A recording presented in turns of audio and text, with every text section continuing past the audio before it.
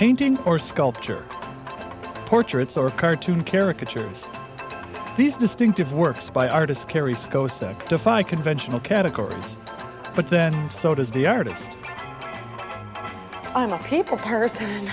I like the figure. I mean, as a form itself, the human body is a pretty great shape. You know, all sizes and shapes.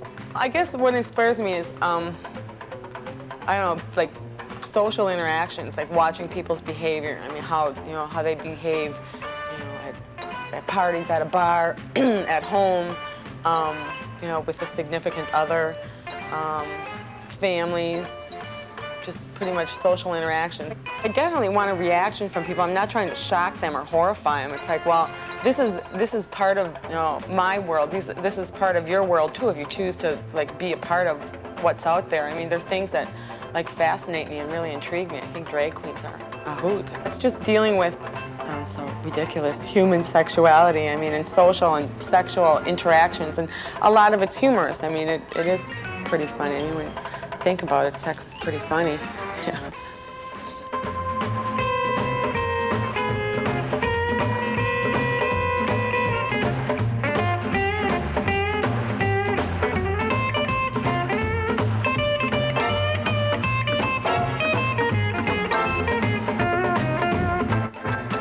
Many of her works seem autobiographical, self-portraits that tell a story. She finds it therapeutic to work out her problems through her art. It's me after a party where I was shooting my mouth off a little bit too much, and the next day it's like, oh God, maybe I ought to paint it, get rid of it, exorcise that devil. A lot of it is based on my own personal experiences, I guess, kind of therapy.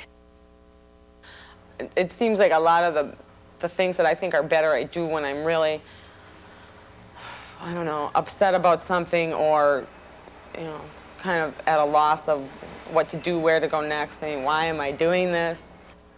I mean, I don't want to say that that's the only time that any of my work is any good. It's when I'm really in a bad mood and I hate my life. But it's all part of it.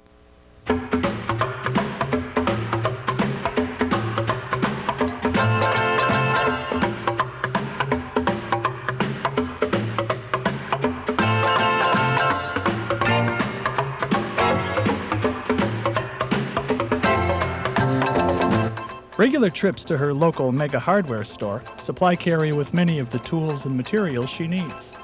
It would be kind of nice to have a table saw, but I've had too many teachers with fingers chopped off. I was like, well, I think I'll stick to my little drill. Yeah, I kind of do getting to be a little more sculptural. And I don't think of myself as a sculptor. I think of that they're still paintings because it's flat, it's still two-dimensional. But but you can walk all the way around them. So in that sense, they are. So it's kind of like, testing the water. Like, am I going to be a sculptor? Am I going to be a painter? And I've always been interested in the surface, the texture and the tactileness of it. Not painting super realistically to make it look to be an illusion, but more tactile. The hair is not necessarily painted with highlights, but painted with the brush strokes to be thicker. I still don't like to think of them as caricatures, and it's probably another one of those fine lines between craft and fine arts. But caricature just has kind of an icky connotation. There's got to be another way to explain it, as a portrait, I suppose. But then it's not a portrait like 19th century portrait painters. It's nothing like that at all. But there's an essence or something that you can capture. I mean, not just okay, make them have a really big nose or a really big mouth. I can't imagine doing anything else. I mean, if I didn't do this, I'd lose my mind. I'd run screaming down the streets like this, tearing out my hair. I don't think of it as that strange because because I guess I don't consider myself that weird, as I sit here in this.